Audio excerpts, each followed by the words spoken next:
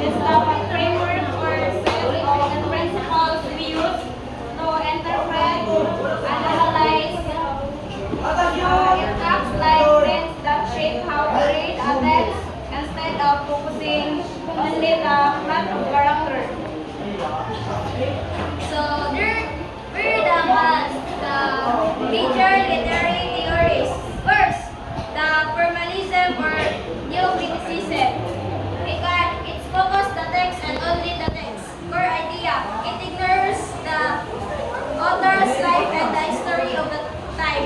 It looks at how literary devices like metaphors, irony, and paradox work together to create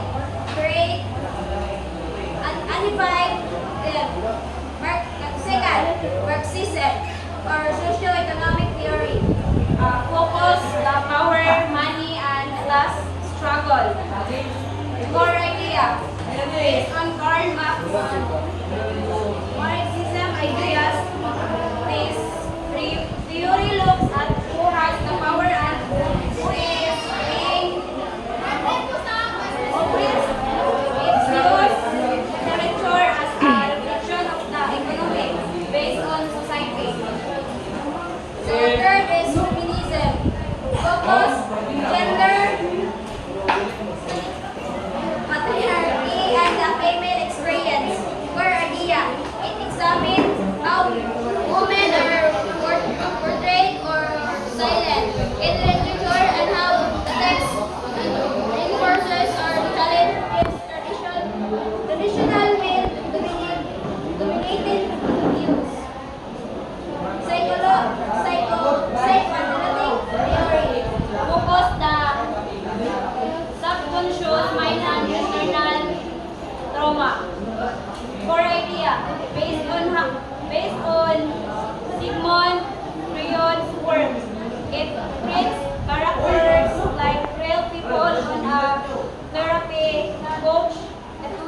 It looks for hidden desires, childhood patterns, and the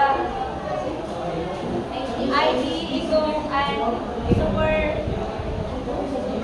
super ego. So fifth is reader response theory. It's focus the reader's personal experience. Core idea.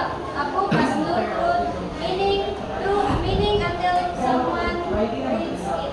Every reader brings their own history, culture, and emotions to the text.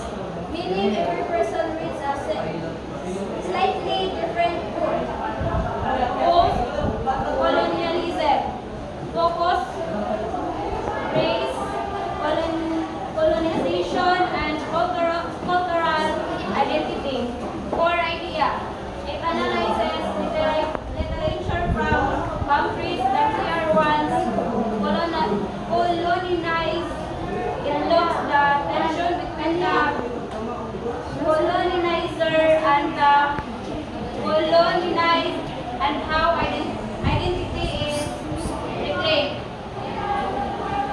So the works featuring slavery, inequality, and abuse. First, slavery. Beloved by Tony Morrison or Uncle Tom's Cabin by Eric Pictures.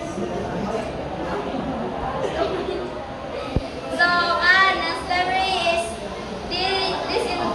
this novel explored the institutionalized system where human beings are treated as property. And equality. The Hunger Games by Suzanne Collins. Economy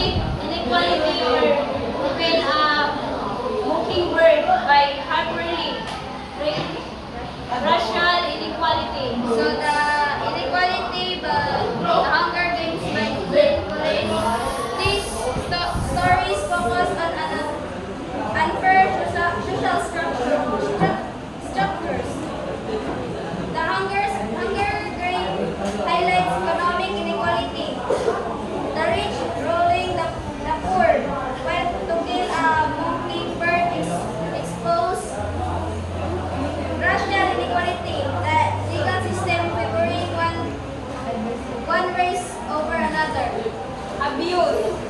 The color purple by Alice Walker or a tribe called it by Dave Pelzer. So abuse, the color purple by Alice Walker or a child called out by the Nick Pilzer. So this species lived into the cruel treatment or individuals, whether through domestic violence or systemic neglect. So, ano niya ang title analysis, title of work, The Color Purple by Alice Walker, and How the literary theories work in it. feminist theory or abuse. The story follows a woman who suffers horrific physical and emotional abuse from the men in her life. The theory works her by showing how Celine eventually finds her voice and independence, free from a male-dominated society. So the feminist theory is lens focuses in a gender nature of Celine's suffering. It explains how her journey is not just about survival, but about gaining agency, moving from being a silent victim of male-dominated. System theory, inequality. The book highlights the difference between those who own land or businesses and those who are forced into domestic labor. It shows how poverty limits a person's choices and keeps them trapped in abusive cycles. So Marxist theory, this lens